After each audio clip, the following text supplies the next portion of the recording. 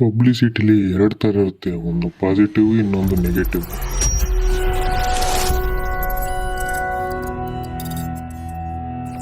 ಆದರೆ ಈಗಿನ ಜನ್ರೇಷನಲ್ಲಿ ಪಾಸಿಟಿವ್ ಪಬ್ಲಿಸಿಟಿಗಿಂತ ನೆಗೆಟಿವ್ ಪಬ್ಲಿಸಿಟಿನೇ ಟ್ರೆಂಡ್, ಮತ್ತು ಅದು ಜನರಿಗೆ ಬೇಗ ಕೂಡ ರೀಚ್ ಆಗುತ್ತೆ.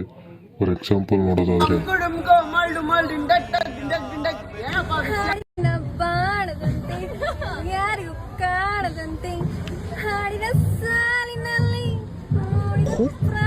ಏನು ಅರ್ಥವೇ ಆಗ್ತಿಲ್ವೇ ಈ ಕೇಸು? ಎಳೆ ಮಗು ಆಗಿದ್ದಿದ್ರೆ ಓಕೆ, ಏನಿದು ಏನೋ ಗೊತ್ತಾಗ್ತಿಲ್ಲಪ್ಪ. ಇದರ ನಡುವೆ ಬಿಗ್ ಬಾಸ್ ಸತೀಶ್ ಅಣ್ಣ, ಇವನು ಒಳಗಡೆ ಇದ್ದಾಗ ಗಾಡ್ ಥರ ಇದ್ದ, ಆದರೆ ಹೊರಗಡೆ ಬಂದಮೇಲೆ ಡಾಕ್ ಥರ ಆಡ್ತವನೆ.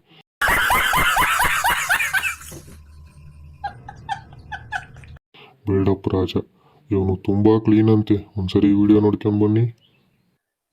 ಅಂದ್ರೆ ಕ್ಲೀನ್ ಮಾಡಿ ಎಷ್ಟೋ ದಿನ ಆಗಿದೆ, ನೆಲ ತೋರಿಸ್ಬಿಡಿ. ಕ್ಲೀನ್ ಮಾಡಿ ಎಷ್ಟೋ ದಿನ ಆಗಿದೆ.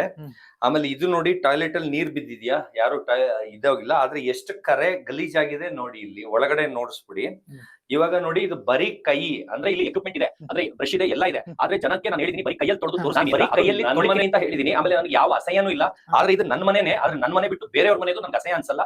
ಇವಾಗ ಇವನು ಈ ತರ ತೊಳೆಯೋದು ನೋಡಿದ್ರೆ ನನಗೆ 3 ದಿನ ಊಟ ಸೇರ್ತಿಲ್ಲ, ಆದರೆ ಅದು ಬರೀ ಕೈಲಿ ತೊಳಿತದಾನೆ.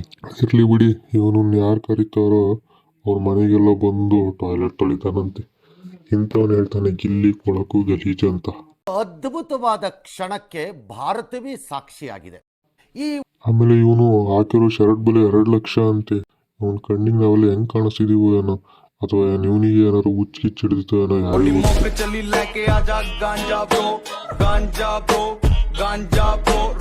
ನಮ್ ಕಡೆ ಒಂದು ಮಾತು ಹೇಳ್ತಾರೆ, ಪೊಂಗು ಅಂದ್ರೆ ಲಾಲ್ಬಾಗೆ ನಂದು ಅಂದ್ರಂತೆ.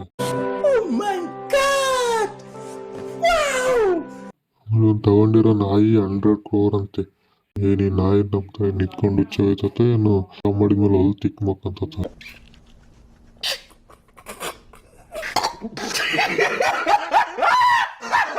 ಈ ಮನುಷ್ಯ 100 ಇಂಟರ್ವ್ಯೂ ಕೊಟ್ಟಿದ್ದಾನಂತಪ್ಪ, ಆದ್ರೆ ಒಂದು ಕೂಡ ಟೆಲಿಕಾಸ್ಟ್ ಆಗಿಲ್ಲ.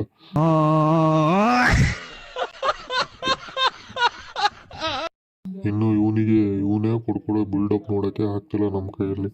ಇವನು ಮಗುಗ್ ಬೇರೆ ಬಿಲ್ಡಪ್ ಕೊಡ್ತಾನೆ, ನಂಬರ್ 1 ಹೀರೋ ಮಾಡ್ತಾನಂತ ಇಡೀ ಇಂಡಿಯಾದಲ್ಲಿ. ಓಕೆ ಫ್ರೆಂಡ್ಸ್, ಈ ವಿಡಿಯೋ ನಿಮ್ಗೆ ಇಷ್ಟ ಆದರೆ ದಯವಿಟ್ಟು ಸಬ್ಸ್ಕ್ರೈಬ್ ಮಾಡಿ.